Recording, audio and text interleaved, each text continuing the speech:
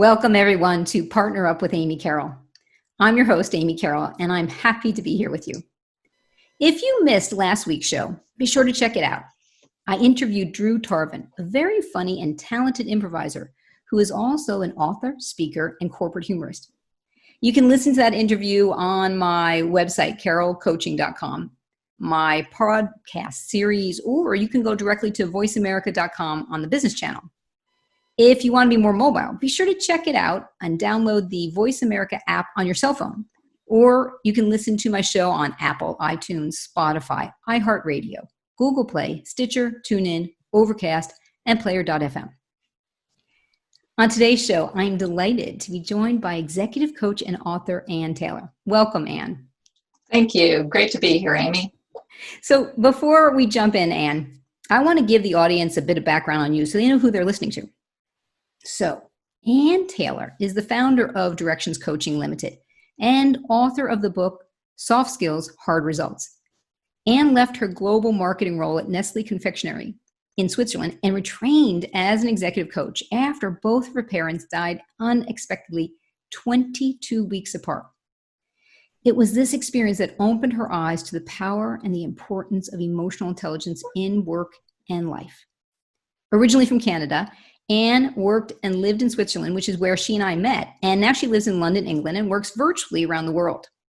Ann coaches smart, results-driven professionals to achieve greater and more satisfying success. Her extensive client list includes FTSE Fortune 100 companies around the world, such as Nestlé, Deutsche Bank, Ford, as well as London Business School, to name a few. This year, she's spending much more time indulging her love of reading, writing, and cooking. Unfortunately, not entertaining guests at the moment. Offset by Pilates and power walking. When able to roam free, the British countryside is where she can be found with her hiking group and enjoying fun adventures like treetop climbing. So, Ann, we got to start there. What the heck is treetop climbing? It's sort of like an obstacle course between trees above the ground. Holy smokes. It's amazing. You're harnessed in, so it's really safe. You don't feel like you're going to fall. But if you don't like heights, it's not the place to be. Okay, so that leads me to my first question then. Did you do it more than once? Oh, I've done it many times, yes. Okay, all right. Then in that case, I'm really curious to know, have you ever done it with someone who does have a fear of heights? Definitely. One of my good friends and a coaching colleague is very afraid of heights. Uh-huh. Her daughter was invited to a kid's birthday party at one of these treetop adventure climbing places. So she had to do it. So she wanted her to expose her daughter to it before the birthday party, because her daughter had inherited her fear of heights. Oh, so interesting. I took the two of them out one afternoon and we did the course. Went remarkably well.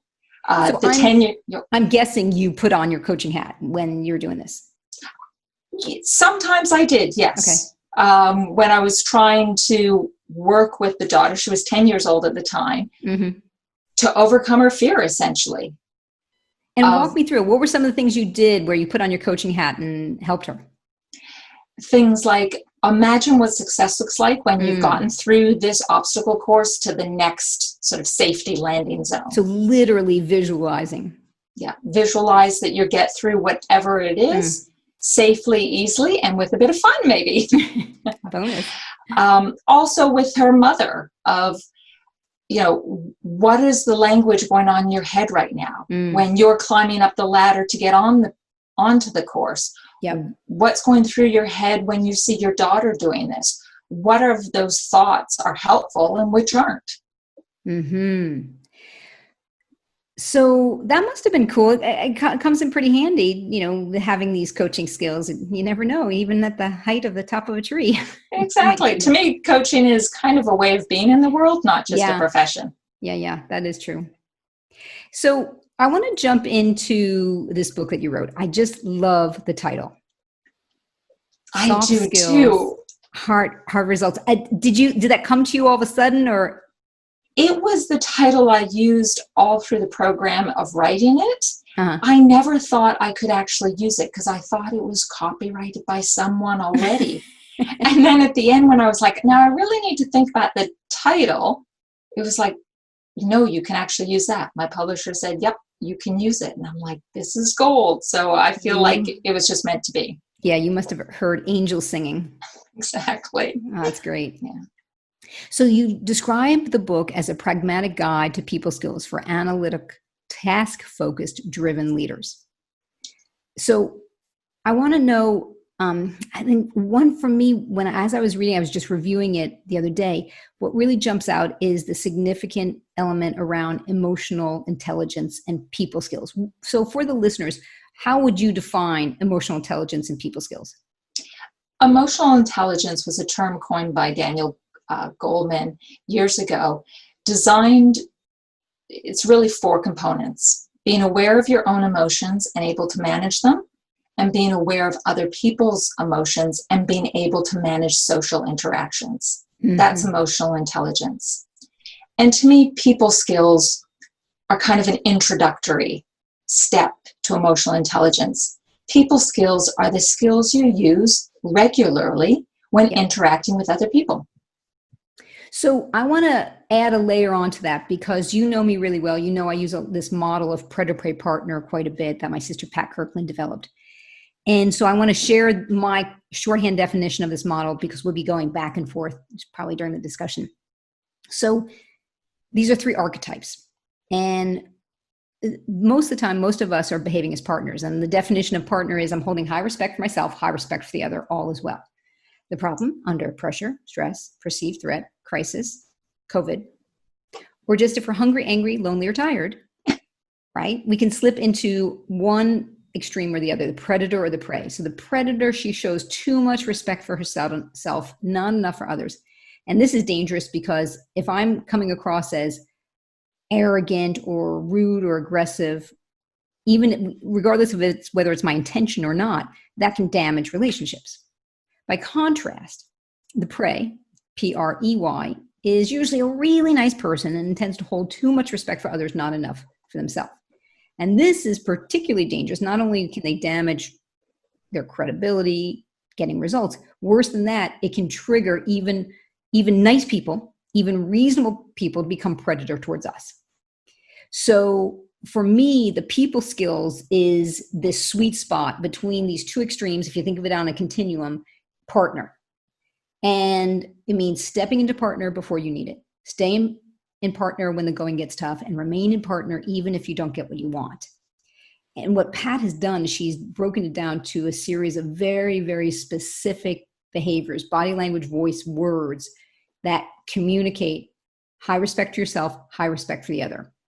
So we'll be playing with that as we're talking. Great. In fact, I'm curious to know, I'm going to ask you a little bit later, because I really want the listeners to hear your own challenges with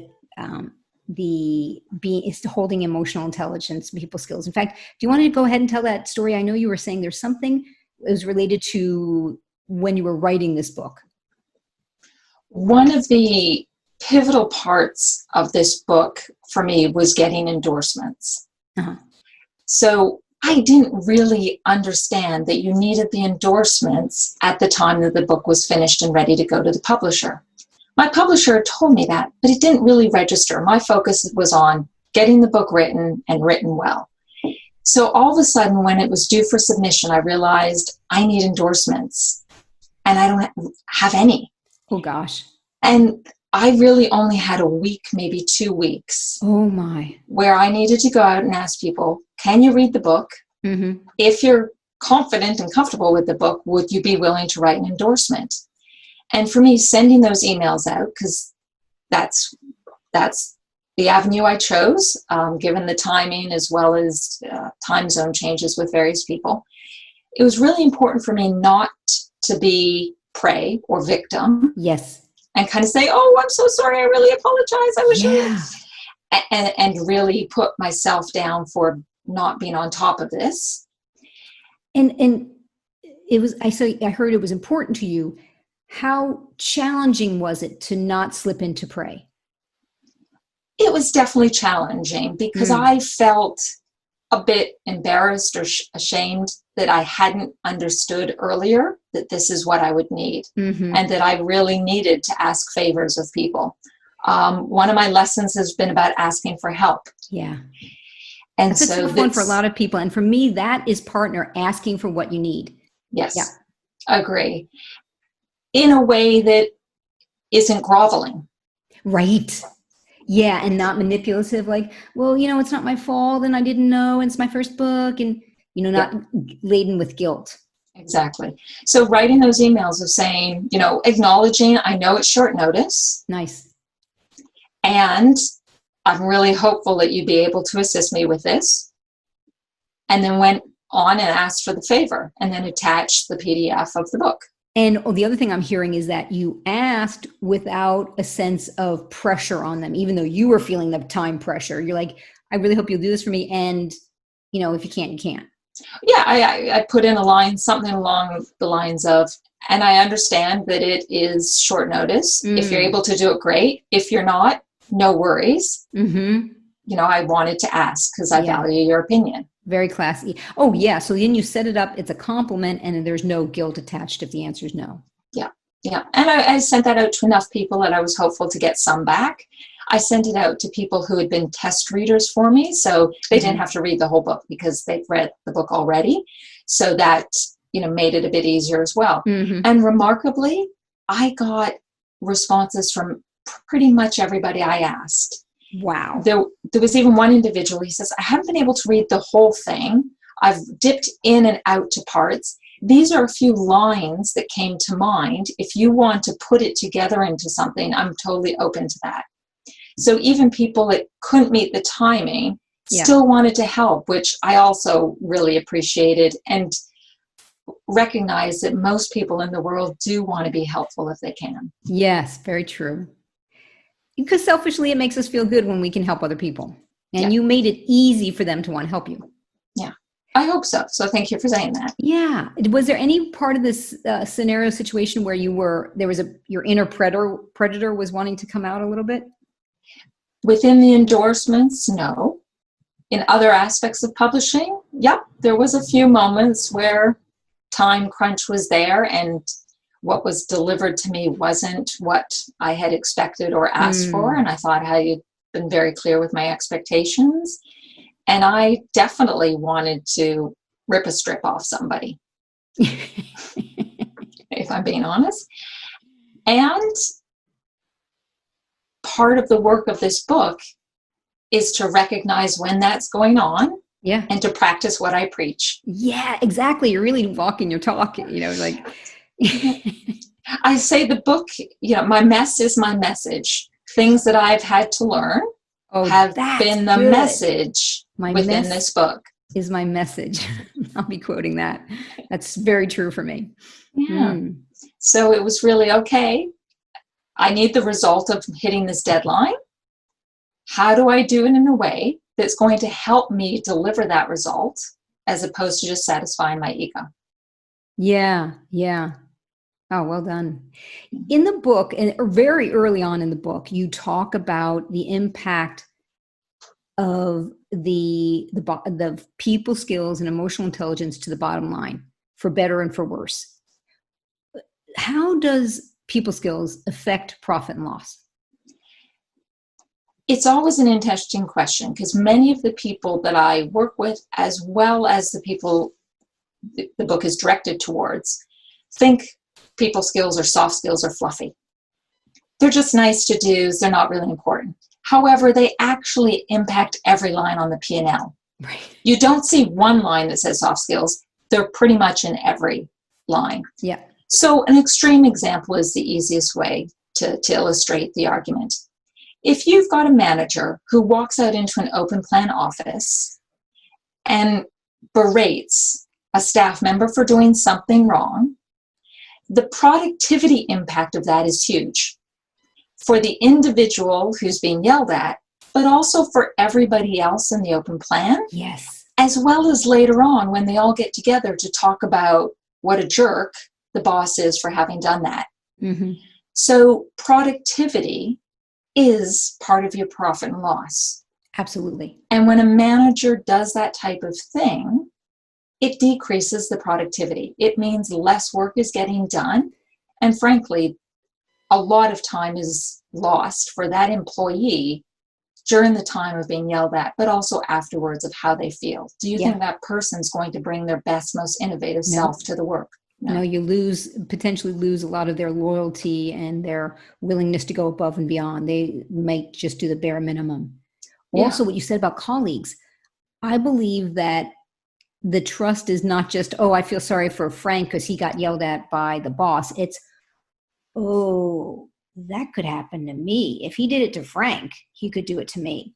So then there's a loss in energy and focus for every employee who hears about that or witnesses it, because there's the concern of, am I next? I could be next. Yeah. It's harder on the flip side to say, does a manager who's inspiring, how does that equate to higher productivity? That's harder to measure. Mm-hmm. The reality for most business managers, most leaders, most employees is in the middle. They're not berating their employees, and they're not necessarily inspiring their employees. They're just kind of average. Mm. And so it's, how do you help those people inch towards inspiring, motivating, and influencing? Let's talk about some of that. Off the top of your head, what are the things that when you're working with your clients that you find are important areas to focus on? The first thing is focusing on themselves. What impact are they having? Mm-hmm. And becoming very aware of that impact. Yeah. So where are they on that spectrum from berating to inspiring? Yeah. Where are they? And luckily I work with some really successful and talented people. They're towards the higher side. Mm. The thing is, how do you make it even a point or two higher and do it consistently? Yes. Especially when you're tired, stressed, under pressure, as you say. Right. So we're not talking about on the easy days. We're talking about on the tough days. Yeah. On the easy days, it's easy to be much more conscious, to be much more intentional about your impact. On the hard days is when it really matters. Yeah. And we've experienced that these last 6 months, actually, with COVID. Mm-hmm. One of the things I do a lot with my clients is I'm always encouraging them to look at how they're showing up in their personal life and obviously business life. So not just their business life.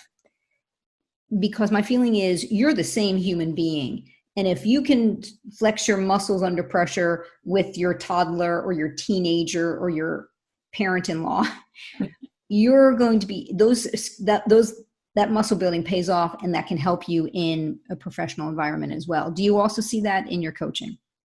Yes, I have an expression: how you do something is pretty much how you do everything. Yeah. How you show up at work is often how you'll show up at home. Yeah. If it isn't, I get really curious on what's going on. Mm-hmm. Are you wearing a mask in one location or the other? Mm-hmm. Is there a facade going on? And it's great to look at both circumstances, because in some respects, you can bring learning from one into the other. You can bring skills from one into the other. One example I often use with clients who have children is when their child first starts to walk. They take that 1 or 2 tentative steps, and then typically they fall flat on their face. Yeah. Does the parent sit there and scold them for having failed, for not being good enough and making it across the room? No. Parents sit there and cheer and take pictures, celebrate, take pictures. Do that with your staff. Mm-hmm. If they fall, celebrate the effort and what they had done up to that point, and then help to pick them up and tell them that they'll do the next few steps better. Yeah. It's really funny. I was just speaking with a client yesterday who we were talking about. She said, sometimes I can be very directive and very predator. I said, is there someone in your life who you feel like you're just always partner with? And she said, oh, my daughter and my little girl. And you could just see this huge smile come across her face. I said, well, let's consider that when you're in a state of stress, I call it cut and paste. There's another term for it. Maybe it'll come back to me later, where this woman talks about how showing how I am in my ideal situation. Let me pretend that's how I am with everyone. Yeah. The term I would use for that is, when you're being your best self, because we kind of know sometimes where we've got that sweet spot. We're being our best self. It feels good. The impact's positive. When you're being your best self, how would you do it? Yeah. And step into that in Regardless absence of the anything circumstance. else. Yeah. I cut you off. What did you just say? If you don't know what to do or you're struggling, step into what you think your best self would do when you don't have any other options. Brilliant. I love that. Yeah. And then you will know what to do. Yeah. Cool. Anything else you want to add around the challenges to the bottom line or ways to improve the bottom line around people skills? I'll give another short little example. Salespeople. They have to have good people skills. Yeah. They need to build relationships with their customers if they want ongoing business. Yes, you can be very transactional and maybe a bit predator to get what you want. That's not going to sustain a company long term. So if you're ever wondering what the impact of good people skills are, look at successful salespeople. They are an exact illustration of delivering sales or top line income to a company or an organization. If they're not good, you're not going to be delivering that. And that's a definite, tangible P&L line. Yeah. And when I look at it through the lens of Predator Partner, what I'm hearing and imagining is that salesperson is holding high respect for themselves and for the other. Yes. Whether it's eye contact or smile or using the person's name or letting themselves be interrupted or acknowledging if they made a mistake. Also upbeat energy, all these very tangible behaviors. And from an organizational perspective, the win-win philosophy. My company would like sales because of this. Your company needs something that moves your agenda forward. How can we do that to be mutually beneficial? My background in confectionery. Why should a grocery store list a new chocolate bar? Well, I wanted them to because it was our chocolate bar. What was the reason for them to do it was that we would be creating demand that consumers would want to go in and be looking for this chocolate bar. So they would be making profit as well as having a good selection for customers. Win-win. So the old, what's in it for them? Yeah. Yeah. Nice. You talk a lot about good and bad emotional intelligence around giving feedback, receiving feedback, having difficult conversations. Give me some of your thoughts around that. So many people, when you say, well, give feedback, they get paralyzed almost, deer in the headlights. Because the assumption is that giving feedback is telling someone that they're not very good. Yeah. And that's the first mistake, so to speak. Giving feedback can also be pointing out to someone something they do very well. That's giving positive feedback. If someone's doing something poorly, wouldn't you like to help them be better, do better, be less frustrated potentially? And so instead of looking at feedback as a bad conversation that has to be had, that's going to make someone feel bad, how do you position it so that they feel good at the end of the conversation? Yeah.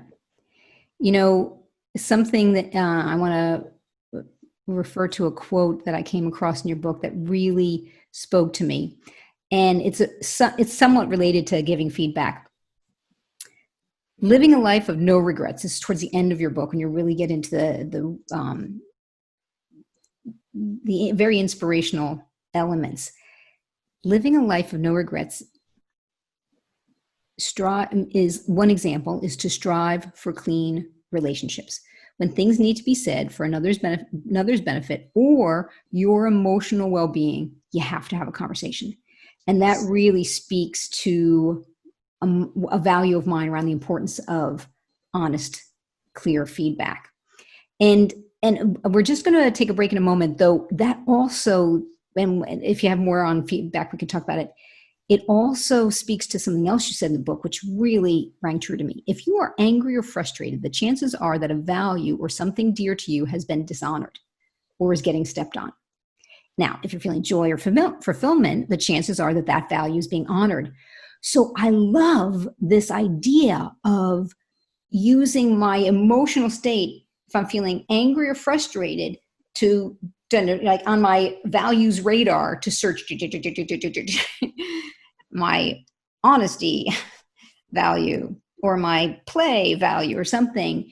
And that it helps me to imagine control, having that self-awareness that you talk about and the importance of emotional intelligence.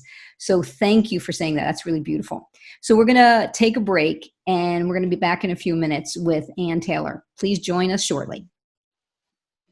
Hi, this is Amy Carroll, and you are back with Partner Up with Amy Carroll. My guest is Ann Taylor, an executive coach, and we're talking about her book she wrote, Soft Skills, Hard Results. Folks, you're going to want to get a copy of this book, and you've got a couple options. You can go directly to Ann's website, directions-coaching.com, or you can check it out on Amazon. And now I normally wait to the end of the session to tell you your call for action. Though I can already tell you now, call for action.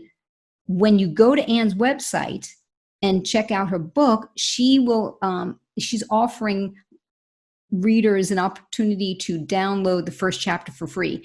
And that's all the whole chapter is about, self-awareness. So if you do nothing else, download that chapter and do the workbook part of that. So Ann, before the break, we were talking about giving feedback. So what was the next thing you had on your mind that you want to share? In terms of feedback, one thing I suggest to people is just have a simple model for giving feedback. There is one available on my website. There's one in the book. There's many you can Google as well. They're typically very easy, 3 or 4 steps. Get a model so that you have a framework to lean on in the times where you feel stressed about giving it. The model I recommend can be used for positive feedback or constructive feedback. So it's a good one to learn. Yeah, I was playing with it the other day, and I was thinking how it's very thorough without being overwhelming to hold on to. Yeah, yes, very simple. So learn a model, because if you kind of have a framework, it's a lot easier to be able to execute it. Yeah, and something I wanted to say about it was really funny. For the listeners, this is a little backstory. When Ann and I met a couple of weeks ago, and we were talking about the interview and what we do, and just out of nowhere, I'm so proud of myself. I said, "So Ann," and I think it's probably because I had just been rereading her book and part about feedback. I said, and I spontaneously asked her to give me feedback after the radio show. I said, and even in between after we were preparing. And this is something I really encourage you to do, and I'm sure that it's the same for you, is make it easy for the people in your life to give you, especially the constructive feedback. And, because especially for someone like me, I want to have honest communication and speak my truth. I also want other people to do it, even if it's hard for me to hear. And so one of the things when I'm coaching people, I say, okay, here's a question for you to ask your, let's say it's a senior person, because the higher you go in the organization, the scarier it is to give feedback to those people, yes, even if they're like really nice people. And so I say on a regular basis, at least once a month, ask people, what do you need to tell me that you don't want to tell me? Great question. Right? And I said, and you know what they're going to say? Nothing, nothing, got nothing, nope. And then you're going to ask them again in 2, 3, or 4 weeks again. So, Joel, what do you have to tell me you don't want to tell me? No, nothing. No, nothing. And then maybe if you're really lucky, the third time, say, hey, checking in again. What do you need to tell me you don't want to tell me? Maybe that person will tell you. Yep. And this is the other piece around the emotional intelligence. As soon as they say it, you got to keep your mouth shut and just say, okay, thanks, I'll consider it. So just because someone's giving you feedback or advice or suggestions doesn't mean you have to accept it or implement it. Though if you choose not to, you should go back to that person and say, hey, Joel, I know what you was thinking about what you were suggested last week, blah, blah, blah. And I've thought about it and I decided not to do it for this reason. And thank you very much for giving me that feedback. I appreciate your input and I hope that you will share your suggestions again.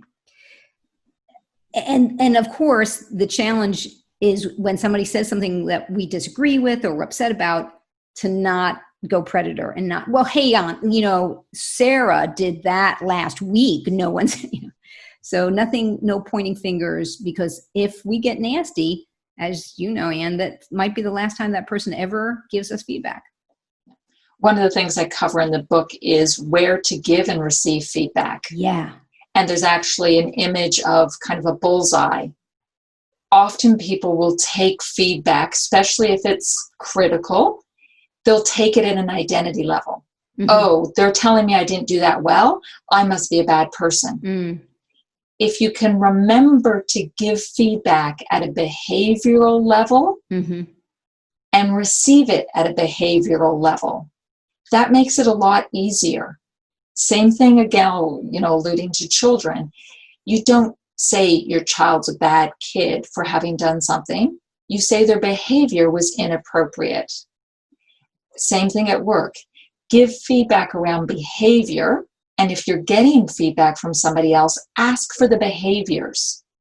So what was it I said, or what was it I did that gave you that impression, so mm-hmm. that I know what to work on? Yeah. Something that you just made me think of when you said that is, there's this phrase that, and tell me if you agree with this, Anne, you might not. When I'm giving someone feedback, maybe I'm upset about something, and maybe I think they did something on purpose. So instead of saying, "Hey, Jeff, you cut me off in the meeting, and you were, you were really rude," or something like that, I might say, "Jeff, the other day in the meeting when I was speaking and you started speaking, the story I made up was that you were really eager to." No, that's a positive. The story I made up was that you were wanting to shut me down.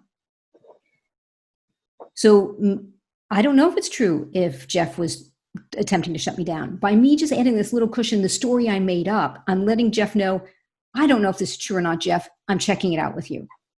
So that is a nice way to cushion a message, and the person might get a little less defensive if you just add that piece. What are your thoughts on that one, Anne? Definitely agree. The other wording that I'll suggest to people sometimes is, I've made an assumption.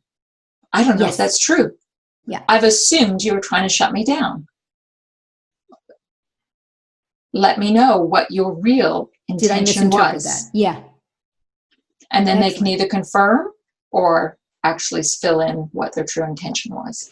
And the thing is, if they're not willing to say it really was the case, except they're not willing to admit that, I understand that. Though just by you confronting in this calm way, you're also letting Jeff know, hey, Jeff, that wasn't cool, buddy. Yeah. Well, you've been seen. Yeah, you're being assertive, and it may still get the results you want, even if Jeff doesn't cop to it. Yeah, definitely. Yeah, nice. So I'm curious to know if you talk about self-doubt, and I'm curious to know how that is related to leadership and communication. Interestingly, there was a study done a few years ago that showed the top 5 fears of bosses were all around self-doubt. Things like imposter syndrome, making mistakes, underachieving, being seen as wrong or vulnerable. The number one with CEOs was this imposter syndrome, not being good enough. Oh my gosh. And when people who aren't CEOs hear that, they're like, really? Those people look to be the most confident people out there. We all have these voices in our heads, whether you call them a saboteur, an inner critic, a gremlin. Yep. We all have voices in our head. Some of them are great, supportive and positive, and a lot of them aren't. Yeah. And that's a little bit about what my first chapter talks about too, is what is the script running through your head when you are under pressure or nervous or questioning yourself? What is the script that's going, and how do you flip that script to serve you better? Mm-hmm. Mm-hmm. Yeah, that's fantastic. And when I read that around CEOs with imposter syndrome, it there was this relief because it's like, oh, I'm not the only one. And I see that whenever I do something new, or whenever I have a coachee doing something new, whether it's a personal sports challenge or a new business role, many people feel like a fraud or an imposter. Yeah. And I've just gotten used to that. That's a given. Now, maybe it's not going to happen to everyone every time. Though I just think, oh, like, when I was first, before I started doing the radio show, I started doing Facebook Lives a couple of months before I even knew I was going to be doing the radio show. And with Facebook Live, it's you, and you're not getting any feedback. And even though you are getting chatting, there's just you talking to kind of like a black hole. That's the feeling I had. And the first 2 Facebook Lives I did, I was sweating profusely. And I remember getting off and I was like, oh my God, I hated that. I never want to do it again. Oh my God. And my social media woman's like, Amy, you did great. You did great. She said that kind of picked me up off the floor. And I knew I was really faking it during those first couple ones. Then by the 3rd one, I was like, oh, I got this. I know I'm just going to be me talking, no one else. And I was gobsmacked how much easier it got so quickly. And then, of course, I get this opportunity to do the radio show. I was like, oh, thank God, I've been doing the Facebook Lives. I can do the radio show now. So even though there's still a little bit of imposter syndrome, there's a reminder of, oh, I'm doing something new. And as you talk about so beautifully, we both talk about the stepping out of your comfort zone.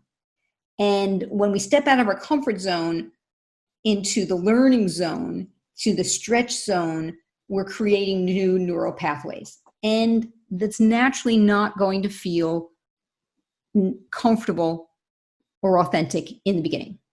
That's often the positive role of a saboteur or an inner critic. It's to keep us safe. Yes. The problem is it doesn't know when you're stepping outside your comfort zone for something that you choose to, for a point of growth or development, a healthy stretch.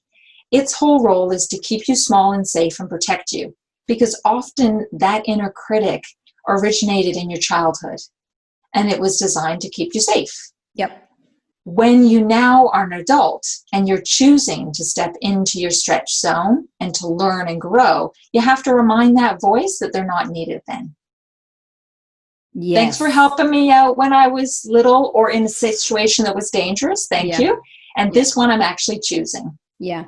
In fact, I've got, I think, a newsletter and maybe a video of writing a letter to your inner critic. And, just say, dear inner critic, thank you so much. Really been super, really took care of me. I got it covered now. Go have a spa day.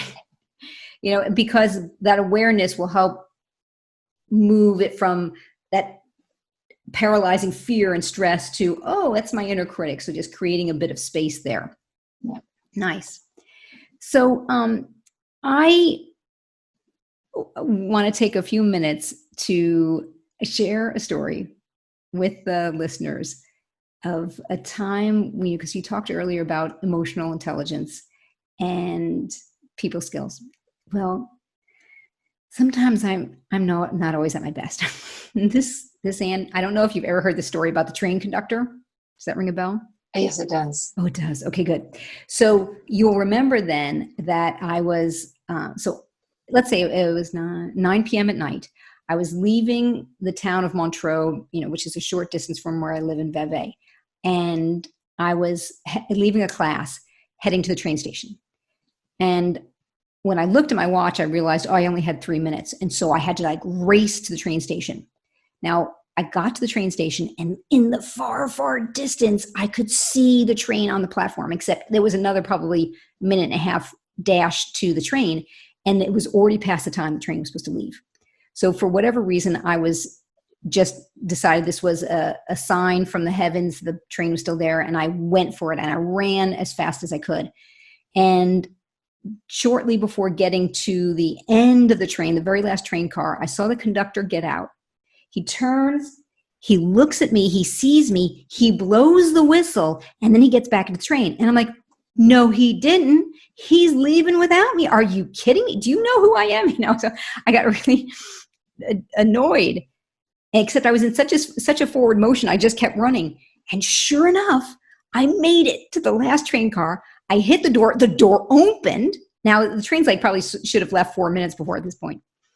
And I hop in, huffing and puffing, and I sit down and I'm thrilled.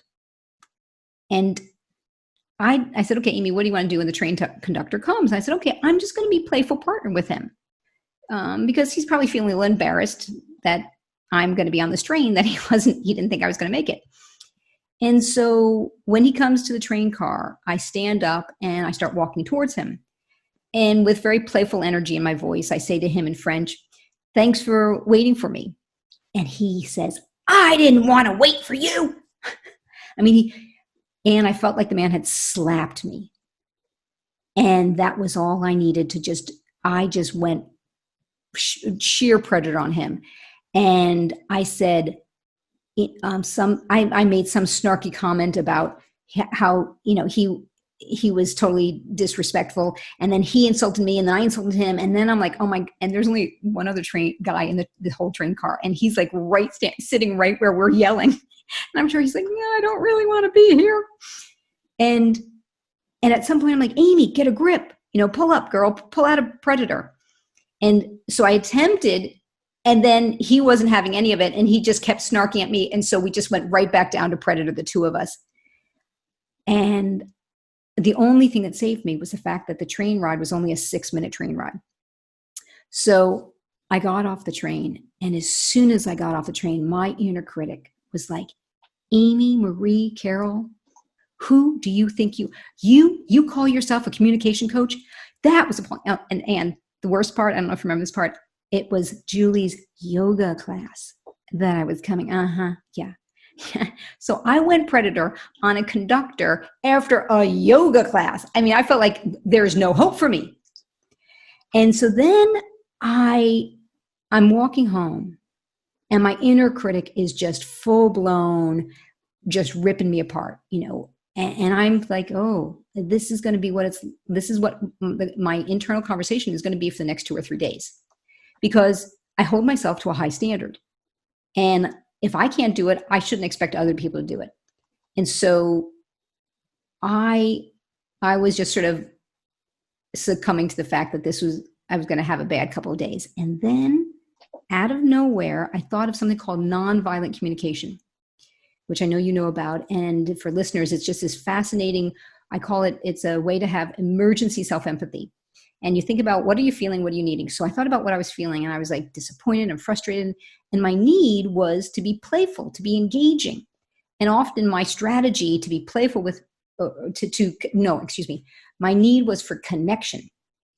And often my strategy for connection with people I know and with strangers is to be playful. So and it all went to, as my mom likes to say, hell in a handbasket.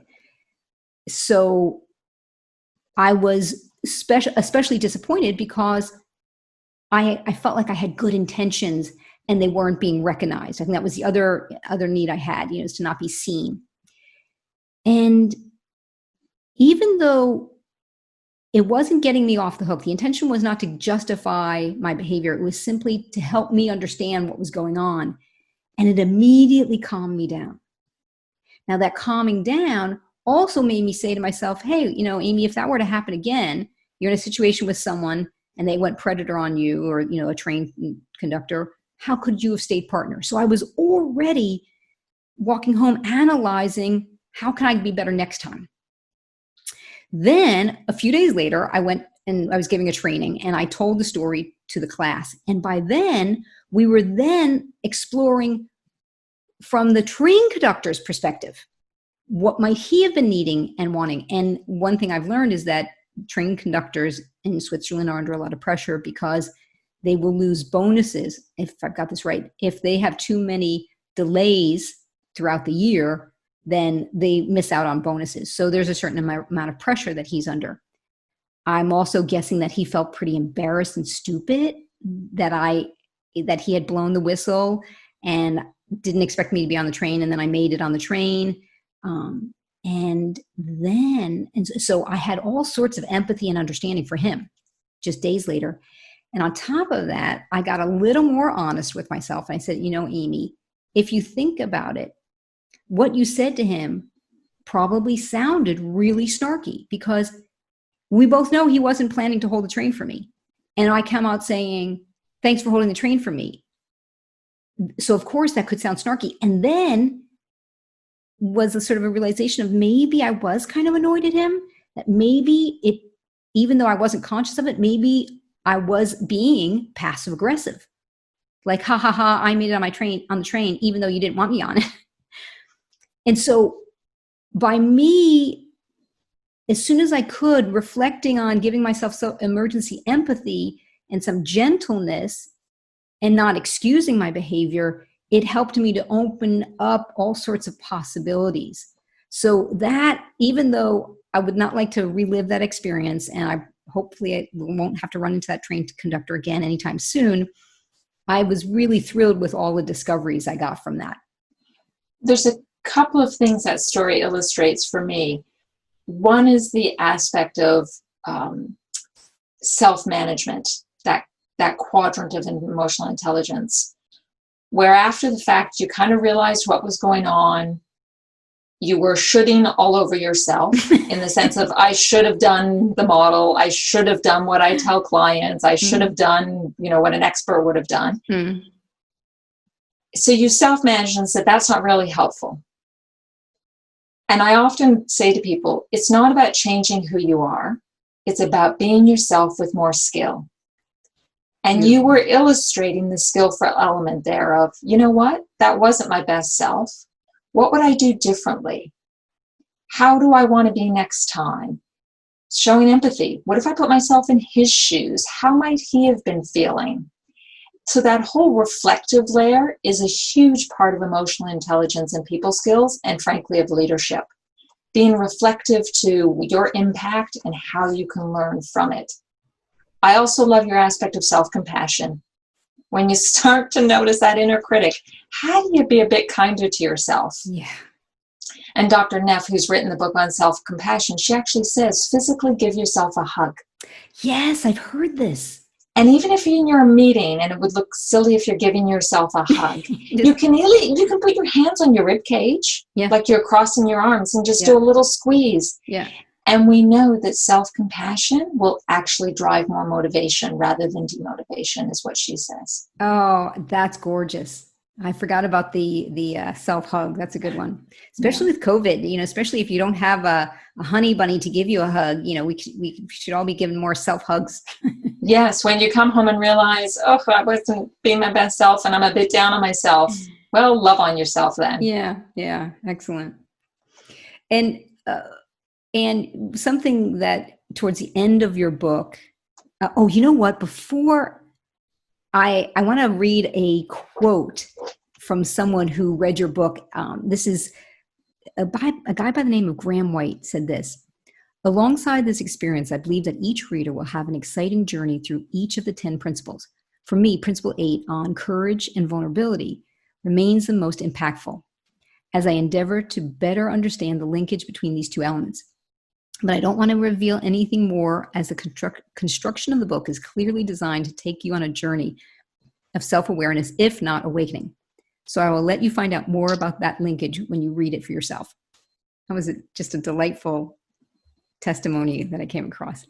And with that in mind, towards the end of the book, we've heard a lot about gratitude and the importance of gratitude. And you talk about, recording it, writing it down, and doing it in the evening.